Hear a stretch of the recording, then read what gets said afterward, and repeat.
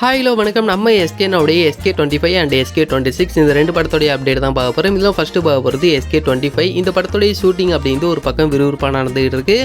அதே மாதிரி இதோடைய சாங் ஷூட் அப்படின்ட்டு இப்போ ரீசெண்டாக ஒன்று எடுத்து முடிச்சிருக்காங்களாம். இந்த ஒரு சாங் ஷூட்டில் ஒர்க் பண்ண நிறைய பேர் இந்த ஒரு சாங் பயங்கரமாக வந்திருக்கு.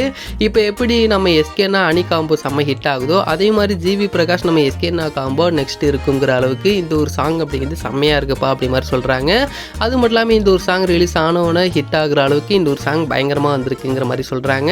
ஸோ இவ்வளோ சொல்லும் போது இந்த ஒரு சாங் எந்த மாதிரி இருக்க போகுது அப்படிங்கிறத ரொம்பவே ஈகராக எல்லாருமே வெயிட் பண்ணி நம்ம எல்லாருமே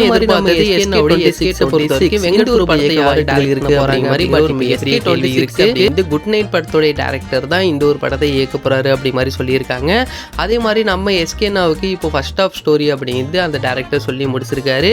அந்த ஒரு ஸ்டோரி நம்ம எஸ்கேனாவுக்கு ரொம்பவே பிடிச்சி போயிருக்கு அப்படின்னு சொல்கிறாங்க. அது மட்டும் இல்லாமல் நம்ம எஸ்கேனாவுடைய கெரியர்லேயே இது ஒரு சிறந்த படமாக இருக்கும் மாதிரி நம்ம எஸ்கேனாவே சொன்னதாகவும் நிறைய அப்டேட்ஸ்லாம் கிடச்சிச்சு.